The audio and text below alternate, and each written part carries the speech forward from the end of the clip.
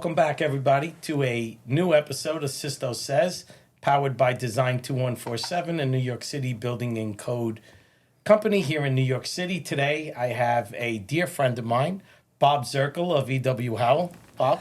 How you doing, Sisto? Thank you for coming in. Thanks for having me. So, usually we get really formal, but, since we've been friends and done work together for, I'd say, a couple of decades now, Bob has worked with EW Howell for a very long time. Since 1985. That's right. Only one company, which is amazing. Yeah. Congratulations. Thank Says you. a lot about you. It says a lot about EW Howell. So always excited to be on projects with EW Howell. So today Bob came in and I asked him to come on the show to talk to us about where being a superintendent 37 years ago and today, where we are, just like, the same field that I'm in. We've been doing this for 36 years. It's changed a lot.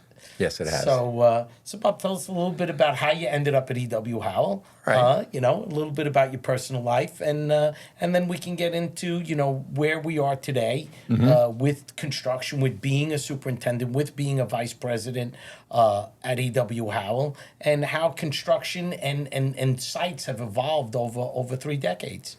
Okay, very good.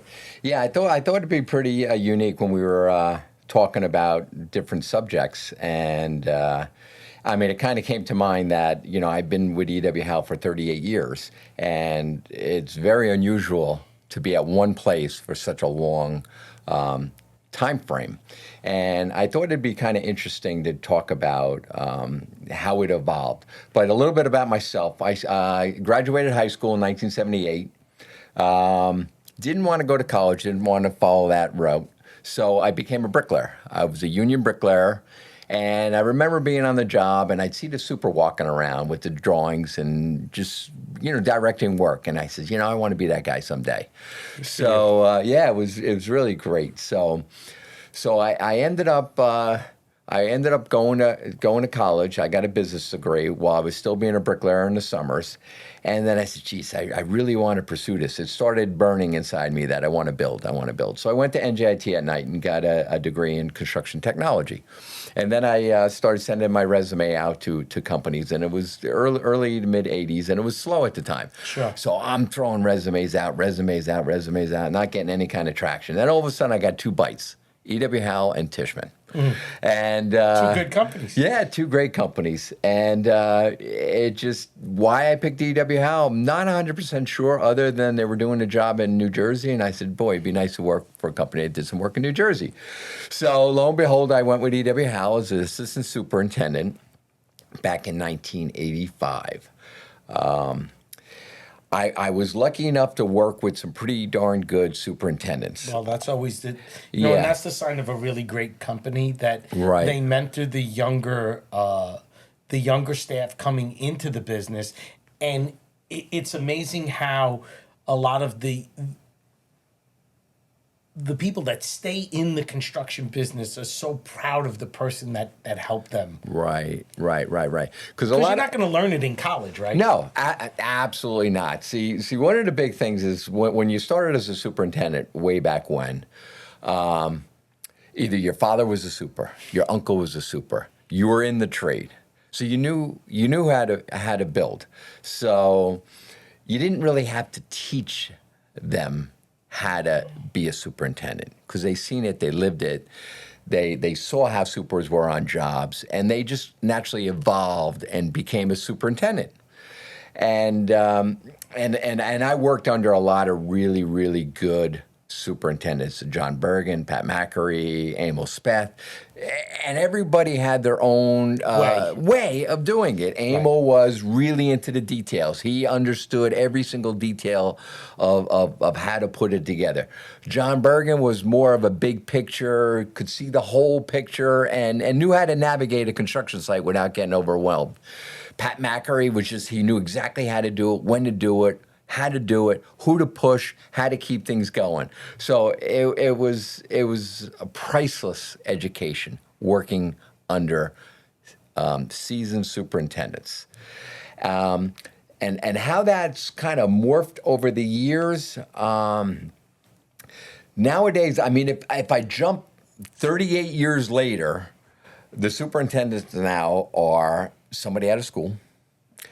They got a degree in construction management. They've never picked up a hammer. They're not sure exactly how to build. They were told how to build, Right. and it's The evolution scary. has changed. Totally.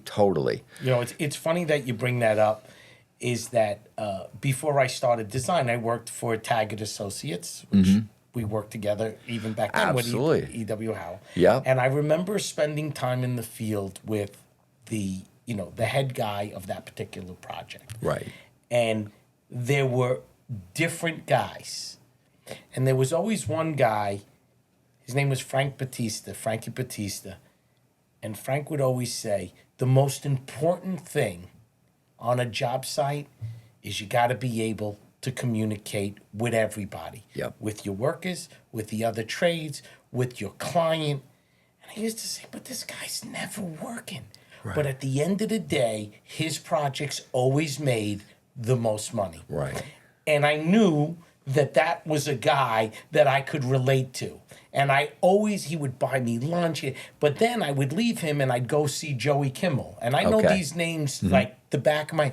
And he was a very anal, precise...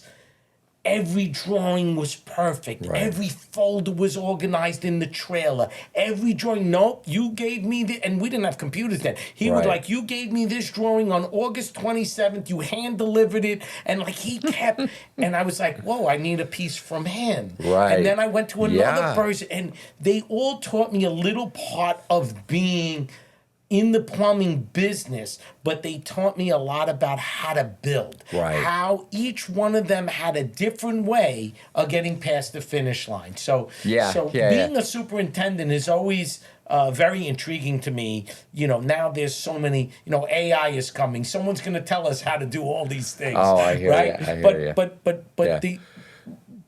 But the truth is that you learned from others how to navigate. Right, and you have to have your own style too, because a lot of guys try and be somebody they're not.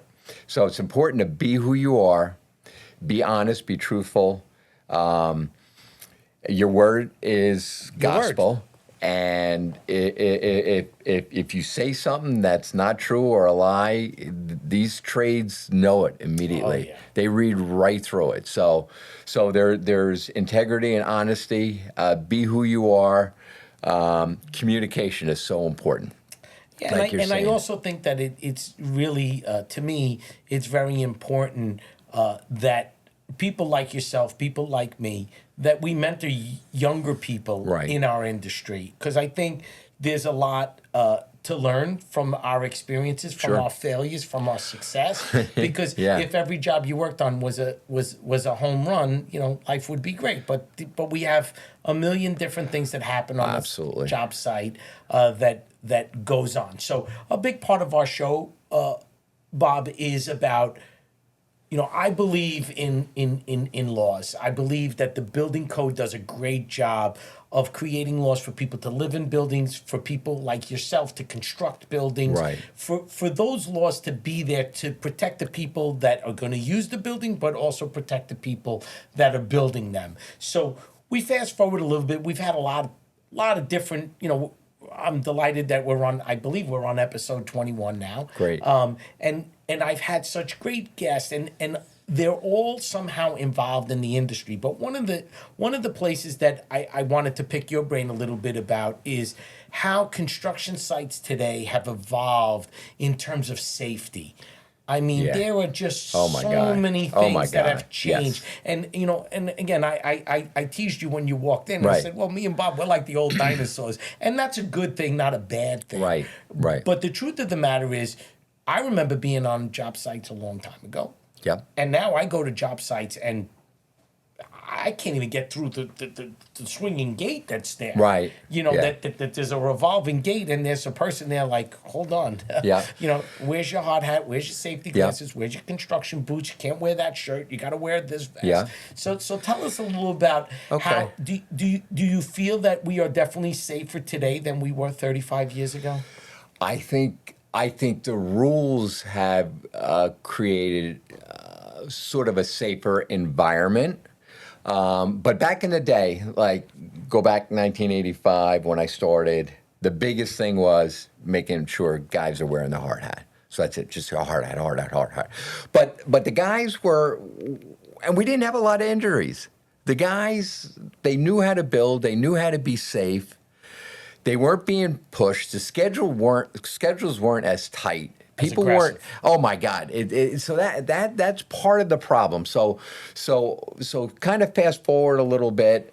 I'm not sure if it was like the insurance companies or the administration, but safety has become the number one goal in construction right now. Yeah. That is the number one thing. And it is safety. Not to catch up, but you brought up insurance. You know, we had Matt Cotter on from RNC, and he said that the cost of insurance and the scaffold law, Mind-boggling. It's mind-boggling. Yeah. And that Yeah. I think that owners of the subs have gotten so fearful of it that it definitely has become part of the insurance world is not to have accidents. Right. Because if you have accidents, you can't get insurance and then you're out of business. Correct. So it's like yes, every human life is extremely precious, especially when you're building difficult projects like you're on that have a lot of danger to them. Cranes and things being pulled over the sidewalk and trucks and this and that coming in and out of sight. So, I do agree with you that you make a very valid point that the insurance industry has a big grip on what's happening at a construction site. Sure. And then the building department, the building department has really morphed. Back in the day, the building department, you wouldn't see a building inspector. Oh. You would not see a building inspector on a job until you were done. TCO time comes, I would call you, Sisto Design, and I'd say, I'm ready for my TCO. And we'd walk around. Dominic or Sergio would come by, walk the inspector, one or two little tiny things, and it's done. You wouldn't see it. TCO is good.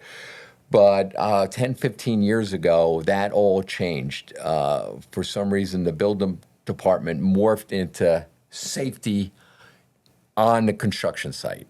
And they became really aggressive in how they would manage job sites. And they've created so many forms that you had to fill out.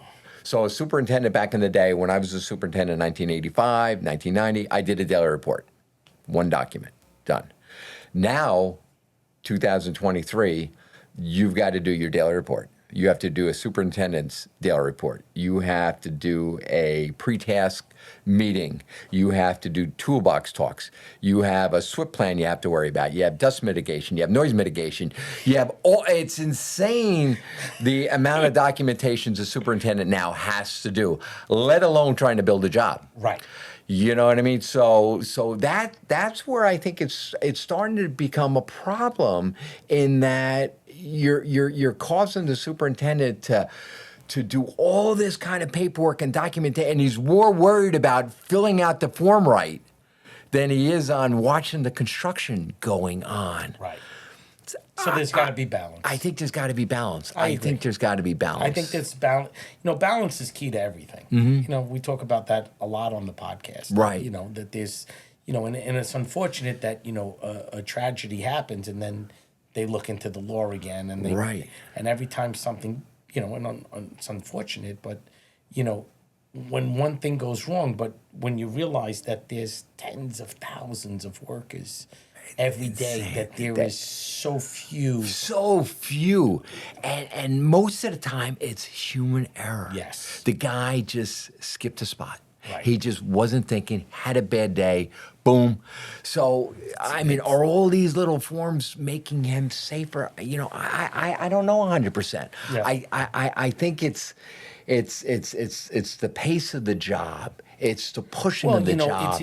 It's the budget's too tight. Right. The general conditions are too tight. And you make a very valid point that I would agree with, which is the speed at which they want to build construction. You know, Right.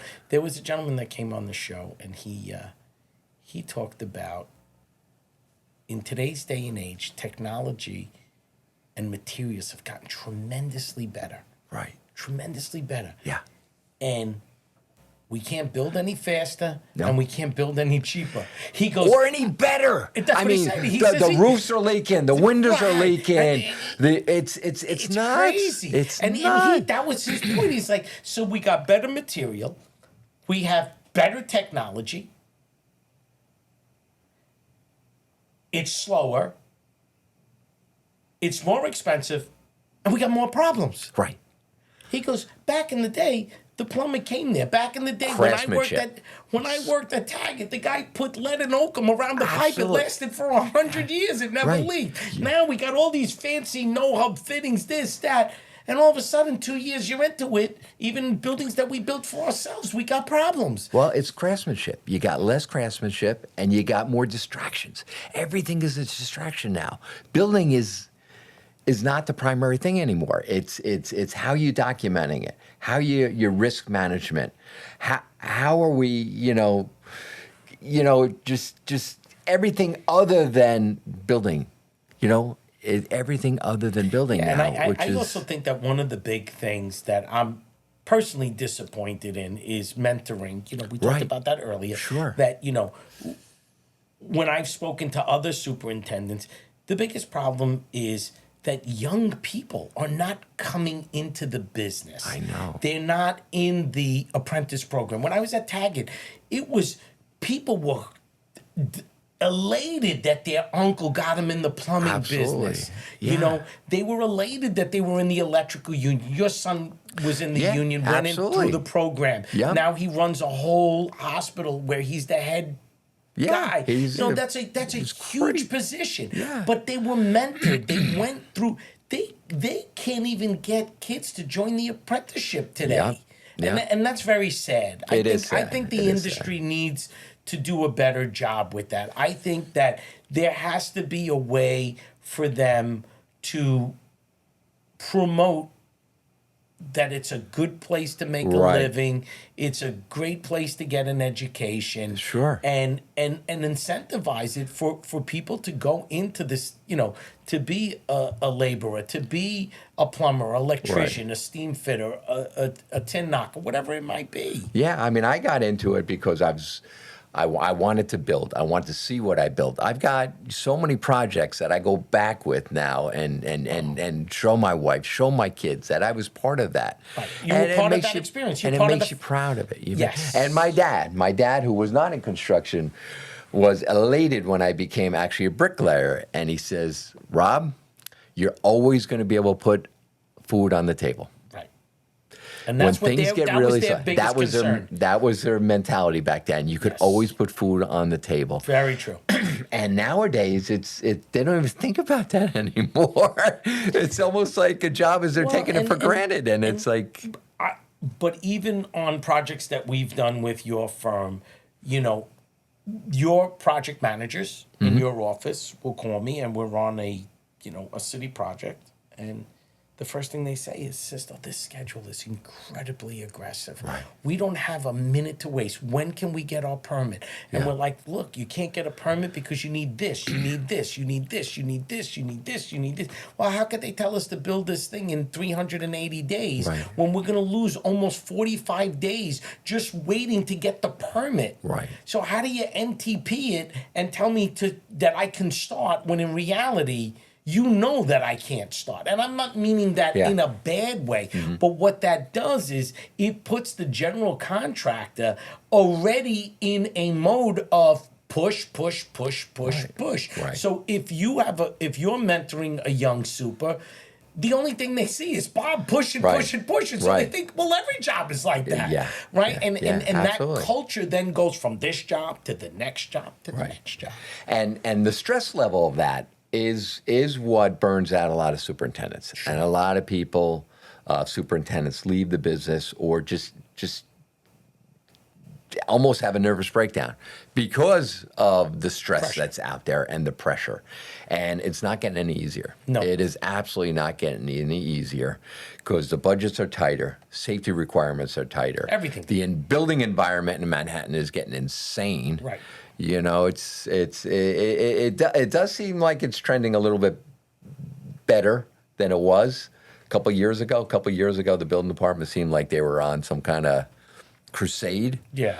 Well, now I think that, the economy dictates a lot of it. Mm-hmm. They need to keep building in New York City. Right. There's no question. So, Right. so a big part of what you did and what design does is, Right. Schools, cultural facilities. I Yeah. mean, we've been at the Botanical Garden together for a very, Oh, very long 20-something time. years. 20 Absolutely. years. You and Dominic did a lot of it. Now I'm involved in Yeah. some of it. What's the forecast? I mean, we've done a lot of private schools together. We've Yeah. done a lot of with Mickey of your office. Sure, We've done yeah. a lot of the SCA work. Yeah. Shout out to Mickey, great guy. Yeah, Love him. good guy. Work with him for forever. Yeah. Is you're also involved on the business development end. Right. Not Yep. only being a super, which is Sure. not only running a job site, but you're part of getting the projects for EW Howell, going on interviews. So what are you seeing out there that that's going on in that sector? It's tight. Bidding is very, very tight. It's amazing how competitive it is. It's just gotten tighter and tighter and Well, tighter. there's less. Less opportunity out there, right? And union versus non-union, Yep. or when I say non-union, I say open shop. Yeah, prevailing wage or Yeah, whatever it might be. prevailing wage and even non-prevailing wage. Right. A lot of developers are going, totally open shop now. Right. Which makes it harder on the superintendent also in that they're not trained. The workers are not as trained. I mean, a guy comes as a carpenter, he's second day as a carpenter. You know what I mean? So you got the superintendent stress level for a non-union job is It's funny totally that you bring different. that up. One of the gentlemen who was on the show said it's not if that open shop is a small shop and they have a really great crew. Yeah. As long as they go from that job to the next job, Right. it's fine. It's when they take on more work and they Right. can't replenish their workforce that a crew can only be on one job. Right. Whereas when you're in the bigger shops, like we were at Taggart, we had 100 plumbers. Sure. If we needed 10 plumbers, they would go to the house and Absolutely. they go to the hall, Yeah. they pick up a few more guys. Yeah. And if they were trained by the union, so they at least knew something. Now, whether Absolutely. they were good workers or not, Right. that's not the issue. The issue is were you able to find some people? Right. But even now, you go to the hall, there's nobody there. Nobody there. Because Nobody there. it's just changed. I know. It's Sad. sad. It's sad. It really is sad. But as far as the industry, as far as what's coming in, it seems like residential is going to be a big part of construction. You could probably tell me better than I can tell you. But housing is a big thing. Well, affordable housing, that's government funded or incentivized is working. But with, every podcast we talk about the 421A because there is none. So the developers aren't spending the money. Right. There's the office to residential conversion right now is way too expensive. So Right. there are a few, but the problem with what we have, Bob, and you know this better than me, Right. if it doesn't pencil out, Right. people don't build it. Right. Period. I don't, Yeah. whether you're the Botanical Gardens or you're anybody else, if you have 8 million and it costs 14 million to build it, they go, no, Right. Yeah. we'll have to wait. Yeah. We'll wait another year. We'll wait 2 years. We'll fundraise. We'll do this.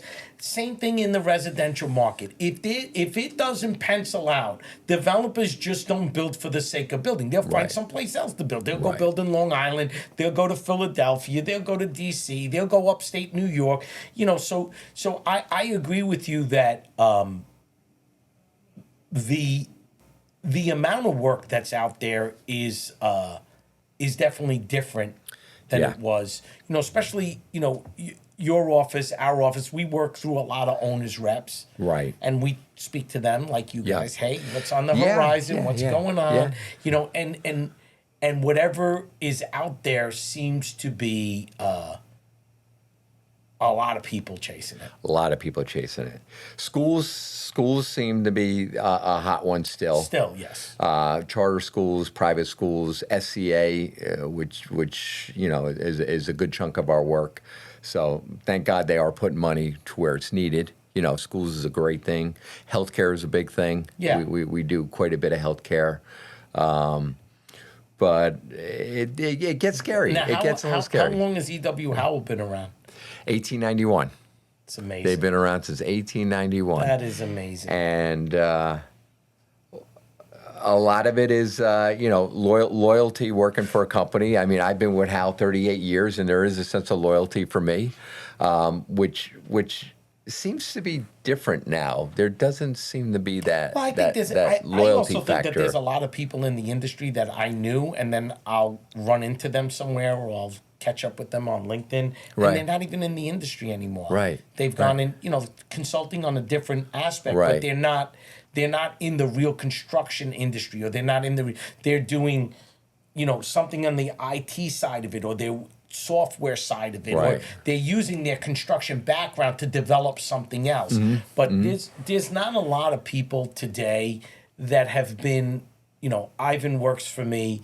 He's with us for 37 years from Sure. the day we started. Very Sure. similar to Yeah, you yeah. being I've at had him. Howell. I've had him on some of my jobs. Right. Yeah, And very there's- knowledgeable. We've had Debbie Yeah. here for 30 years.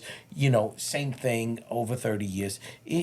But why is that? Why are certain what? people 30, 38, 37? I wish I could answer Yeah, that. But, I wish I but could you find can't- them. I wish yeah. I could find. There's not a lot. We have a handful of guys No, at EW Howell that still have that.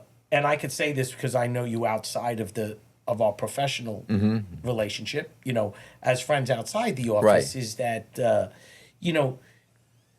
you have a genuine love for EW Howell. Right. You Yeah. wear their shirt, you wear their hard hat as if it was your own company.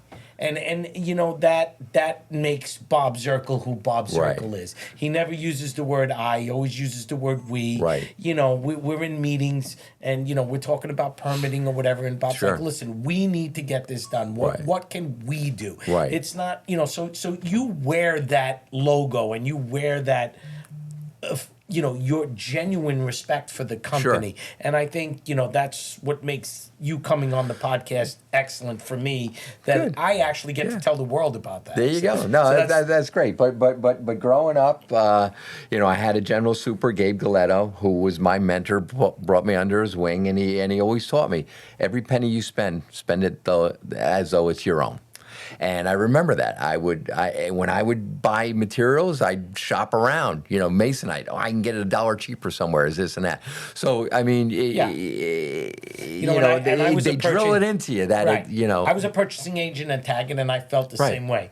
So as we kind of get to the end of the podcast, it's we put every guest on the spot, so don't feel like Okay. I'm putting you on the spot. We always quote the same gentleman. His name is Andrew Peters from Okay. Curry and Brown. He does cost estimating for the owners to say, hey, we want to put this new addition on the building. We have 30 million, and his job is to tell them 30 million could build it or it can't Okay. before they even put it out in the real world, before Right. they even go to an architect. Okay. And he has a great saying. He says, everyone looks in the rear view mirror, but my job is to look forward. Right. He goes, and I got to tell them what it's going to cost Right. 2 or 3 years from now before they even hired an architect. And they don't even have a vision. They just know they need a program. Right. So I put every guest Okay. on the spot, and I say, so you've been doing this for 38 years. Yeah. You've been with EW Howell. We fast forward a year from now. Where do you see construction in New York City in your sector, in the school sector and in the the cultural world? Do you see it picking up? You think it's the same? Give me kind of a little bit of Bob Zirkel's forecast. All right. I think the cultural end is going to increase a little bit. I think with COVID and everybody being locked down, I think people want to get out. There's more of a desire. There's more of a desire. Absolutely. We do a lot of work up at the Botanical Gardens. I was up there last week. And Beautiful. Beautiful, but mobbed. People That's awesome. everywhere. Love to hear it. So I think the cultural end is going to be money well spent. I think it's good for people to get out there and mingle with each other. Nobody mingles anymore. You know what I mean? So I think that's going to be great. I think schools are going to be tremendous. Well, there's just so and much needed. population. Oh, absolutely. And with the immigrants coming in, I mean, Yeah. they got to go to school somewhere. The migrants need to go to school. They have to go to school. And I Absolutely think have to that's a go to great school. thing. It is a great thing. So I think cultural, I think it's schools, healthcare is always going to be there. I think those are going to be the big targets. Housing, that's a bigger challenge. Yeah, and but- office space. Office Retail space. space, I yeah. know. It's Both like of those. nobody wants to go to the office So anymore. the It's good crazy. news is you made these predictions. Sure. We're friends, as always. Absolutely. And I'm proud to say that. Yeah. You get to come back in a year from now and Love see it. if you're right or wrong. That's Love it. Andrew's saying. I'm looking He goes, forward to it. You got to say it, and then you got to come back and decide whether we made the right prediction or not. But the good news I is think that we're going to be right. it doesn't matter if we're right or wrong. It's Right. just a prediction. But Bob, it's an honor to have you on the show. Thank you for having me. Being with one firm for that long and wearing it the way you wear it is truly a pleasure. Thank you. to have And with you also, we've been working with design forever, and it's a pleasure. Before I'd call you ready for TCO. Now it's like I got a building inspector. He's gonna write me up. What do I do? You know what I mean? So I mean, The world has changed, right? The world has changed, but it's the great to have a phone- resource. We're still a phone call away. Always been a phone call thanks for away. coming in. All right. Thank Pleasure. you so much.